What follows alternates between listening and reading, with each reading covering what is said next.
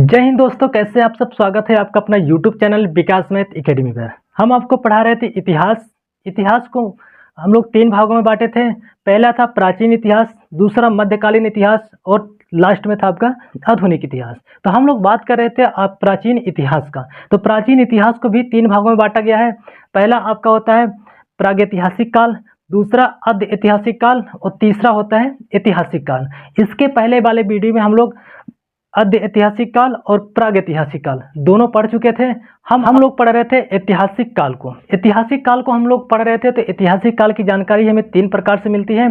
पहला था आपका पुरातात्विक स्रोत से, दूसरा विदेशी यात्रियों के द्वारा और तीसरा आपका था साहित्य के अर्थात किताब के द्वारा। तो एक बार थोड़ा सा हम लिख देते हैं यहाँ पे कि हमें जो है कितने प्रकार से जानकारी मिल जाती थी ऐतिहासिक काल की। ऐतिहासिक काल जानकारी हमें 3 प्रकार से मिलती है इसमें। पहला था आपका पुरातात्विक स्रोत था। दूसरा था विदेशी यात्री।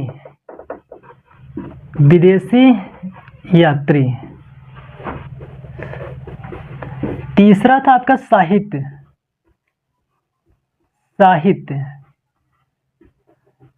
या किताब। साहित्य को ही किताब कह सकते हैं। ठीक, तो देखो पुरातात्विक स्रोत से, विदेशी यात्री से और साहित्य के द्वारा। इसमें बता दिए थे कि पुरातात्विक स्रोत के अंतर्गत हम लोग पढ़ते हैं सिक्कों का, अर्थात हमें सिक्के से भी जानकारी मिलती है। दूसरा था आपका अभिलेख, इससे भी हमें जानकारी मिलती है। यहाँ विदेशी यात्री की बात करें तो यहाँ पे हम लोग देखेंगे विदेशी यात्री से कि कौन सा विदेशी यात्री भारत में आया था और कौन सी पुस्तक को लिखे थे। यहाँ पे साहित्य की बात करते थे तो बताए थे साहित्य जो है इसको 2 भागों में बांट दिया गया था। एक था आपका गैर धार्मिक और एक था आपका धार्मिक। जो गैर धार्मिक था वो तो जैसे हो गया आपका मनुस्मृति हो गया, उसके बाद अर्थशास्त्र हो गया। लेकिन जो धार्मिक था उसमें भी दो प्रकार का हो गया था। एक आपका था ब्राह्मण ग्रंथ और दूसरा था गैर ब्राह्मण ग्रंथ। तो ब्राह्मण ग्रंथ के अंतर्गत हम लोग पढ़ लेते हैं वेद, पुराण, रामायण, महाभारत, ये सब देख लेते हैं। और उसके बाद जो गैर ब्राह्मण ग्रंथ था उसके अंतर्गत हम लोग बौद्ध धर्म और जैन धर्म को देखते थे। तो अभी वहाँ तक हम लोग पढ़ने से पहले हम लोग यहाँ पे देखते हैं तो हम लोग पढ़ चुके थे सिक्कों के बारे में, अर्थात सिक्के का अध्ययन क्या कहलाता है, किस वंश के समय कौन सा सिक्का चला था, उसके बारे में हम लोग पढ़ चुके थे। आज हम लोग पढ़ने वाले हैं अभिलेख के बारे में कि अभिलेख क्या होता है। तो हमारा जो टॉपिक है यह है अभिलेख। तो इसको हम मिटाते हैं और टॉपिक पे आते हैं अभिलेख पे। उसके बाद हम लोग पढ़ेंगे विदेशी यात्री कि मतलब कौन सा विदेशी यात्री आकर के कौन सी किताब को लिखे थे। तो अब हम बात करते हैं अभिलेख का। तो अभिलेख की बात करते हैं तो लिख देते हैं, आपका हेडिंग है अभिलेख। अभिलेख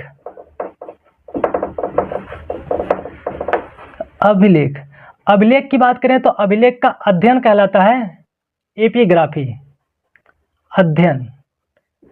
अभिलेख का अध्ययन कहलाता है एपिग्राफी। तो एपिग्राफी कहलाता है। और हम बात करते हैं अभिलेख का मतलब क्या होता है, तो किसी कठोर वस्तु पर खोद करके लिखना ही क्या कहलाता है, अभिलेख कहलाता है। तो लिख देते हैं किसी कठोर वस्तु पर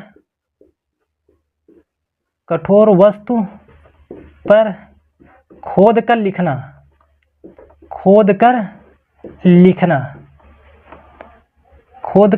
ही क्या कहलाता है, अभिलेख कहलाता है। अगर हम बात करते हैं कि सबसे पहले अभिलेख कौन लिखा था, तो ये लिखना शुरू किए थे ईरान के शासक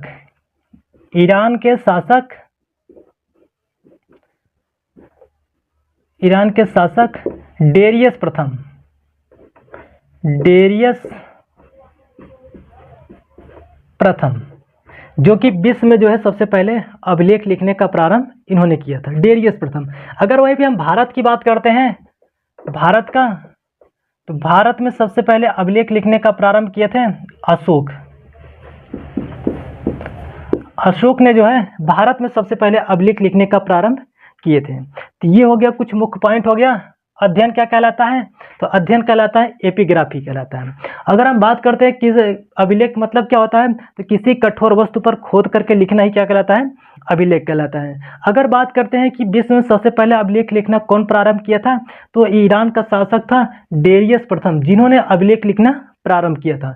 अगर हम भारत की बात करते हैं कि भारत में सबसे पहले अभिलेख किसने लिखवाना चालू किया था, तो ये थे आपका अशोक। अशोक के समय ही क्या हुआ था? अभिलेख लिखना शुरू हुआ था। अब हम बात करते हैं अभिलेख के प्रकार का। तो देखिए अभिलेख के प्रकार की बात करें तो अभिलेख जो है 4 प्रकार का होता है।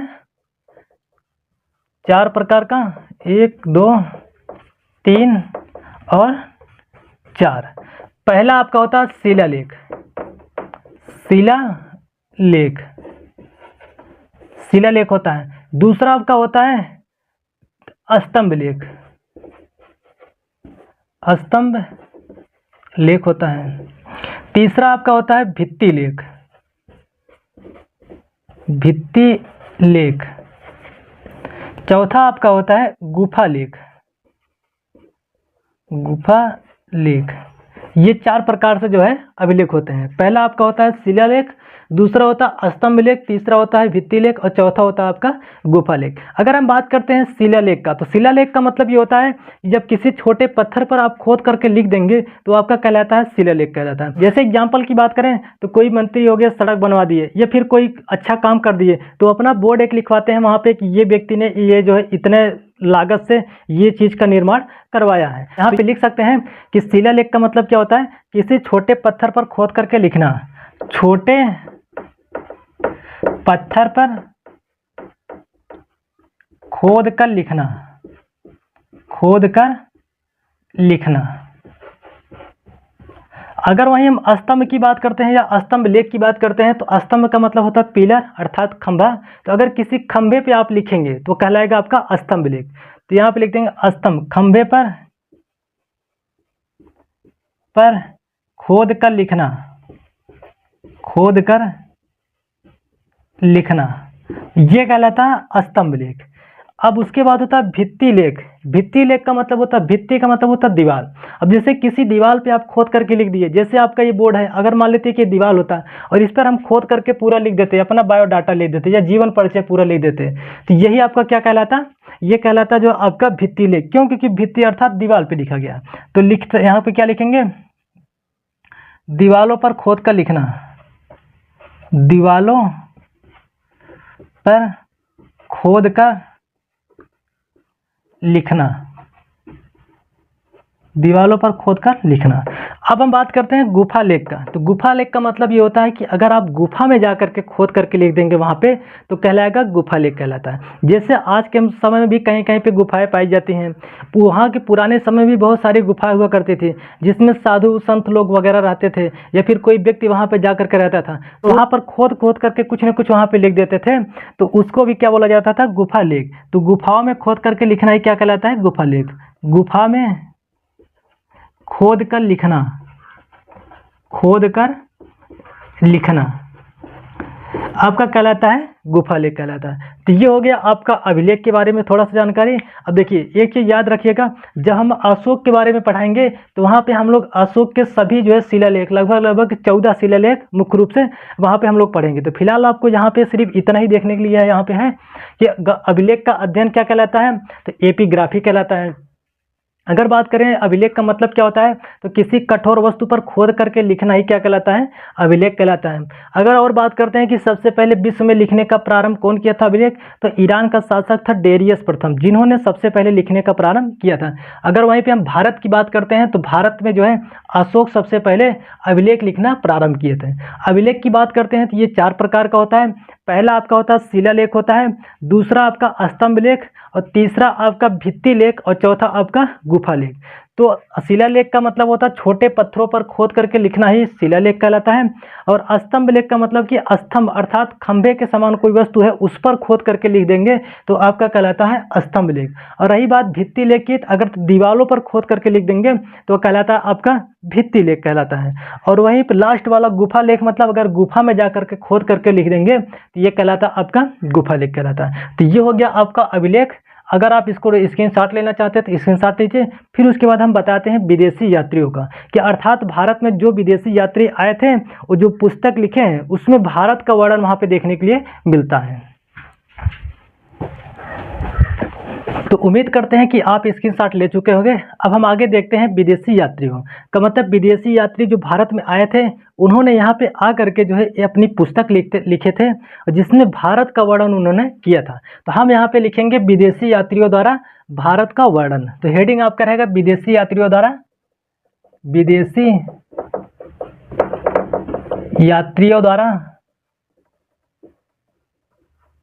यात्रियों द्वारा भारत का वर्णन, भारत का वर्णन, विदेशी यात्रियों द्वारा भारत का वर्णन। यहाँ पे लिखेंगे लेखक, एक तरफ रहेगा लेखक और दूसरे तरफ लिखेंगे किताब, कि कौन से लेखक ने कौन सा किताब को लिखा था। अब हम बात करते हैं सबसे पहले तो आए थे, एक थे हेरोडोटस जिनका पुस्तक का नाम है हिस्टोरिका। पहला आपका था हेरोडोटस,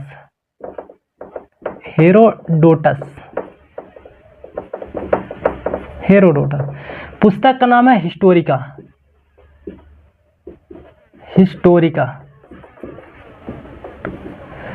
वहीं पे अगर दूसरे पुस्तक की बात करते हैं तो दूसरे लेखक की बात करते हैं तो दूसरे लेखक थे आपके मेगास्थनीज, जिनकी पुस्तक है इंडिका। मेगास्थनीज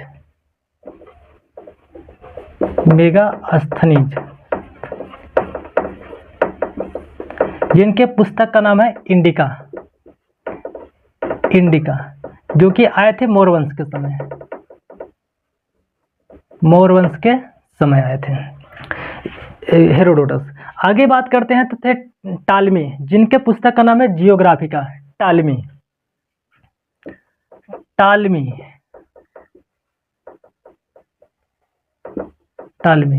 पुस्तक का नाम है जियोग्राफिका।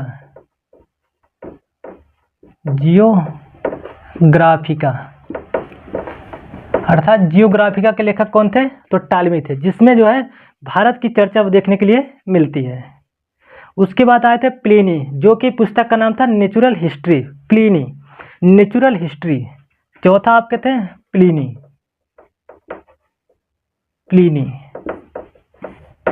पुस्तक का नाम था नेचुरल हिस्ट्री।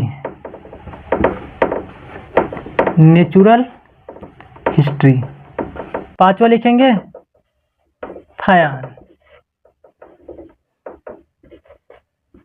फयान। पुस्तक का नाम फोक्यूकी।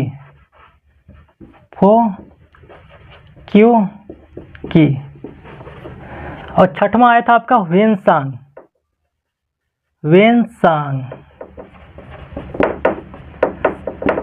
जिसके पुस्तक का नाम है सीक्यूकी।